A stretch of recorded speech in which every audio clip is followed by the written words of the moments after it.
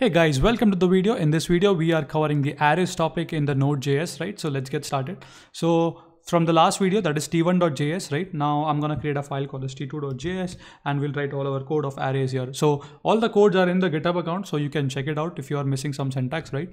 So let me create a file called as, let me say ls and say touch t2.js, right? Clear the terminal out, close that out, refresh, and t2, right? Let's cover array in detail, and you will be having your first challenge on arrays also. Okay, so d equals to this one, right? Now this is an array. This is how you declare an array, right?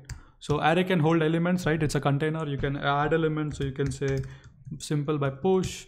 You can say again push. You can push numbers. You can push strings and stuff like that, objects. All right, so let's do that. And in order to print console.log d, right? So let's run this and see what do we get in the terminal. So I'm going to say node t2.js,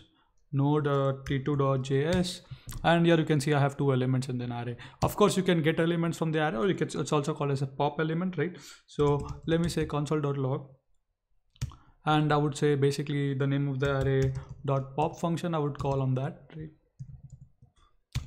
And if I again print the array, so that element, the last element would be gone, right? So here you can see pop brings me 2, so the 2 went out and now we have 1 left, right? Now what else you can do? Let me adding, right?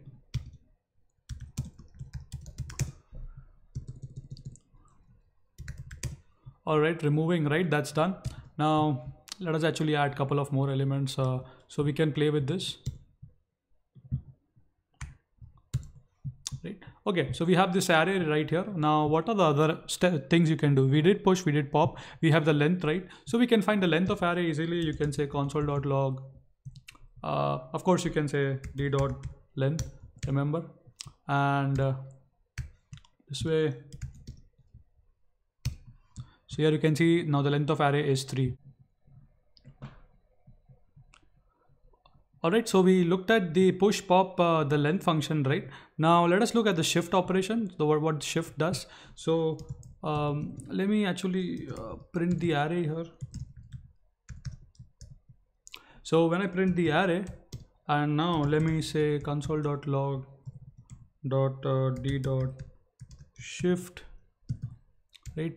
And again, let me do a console.log. So you can see what happens actually with the shift one. So it's used kind of in a queue when you want to create a queue data structure. I'll explain you that, don't worry. So here you can see the elements are 1, 2, 3. When I said dot shift, so 1 came out. Usually when we do pop, the last element comes out. But now the first element, that was 1, that came out. So now we are left with 2 and 3. So that's what the shift method does. Now, of course, in an array, you can iterate over the array or you can sort the array, right? So let's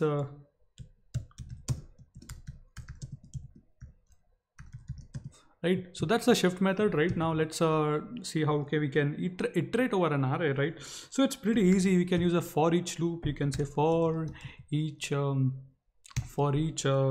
then here it basically takes a function, so function x, right? We are passing that variable inside that, and console.log x. So if I now run this, I have a typo, and let me correct that, right? So you can basically also write a for loop. I'm going to show you the for each as also. So let's write a for loop first.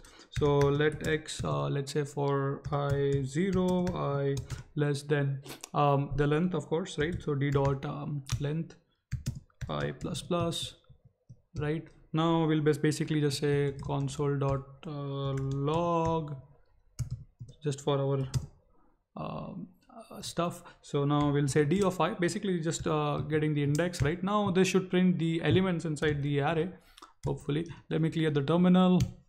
So here you can see 2 and 3. There are basically there are 2 elements right now, right? Let me add a couple of more elements so you can see this, right? All right. All right, so now you can also of course run a for each loop. So you can say array, then say for each like this, right? So I have the syntax right here, for each, and then it takes a function, right? So takes a function, the function takes some variables, right? And then console.log,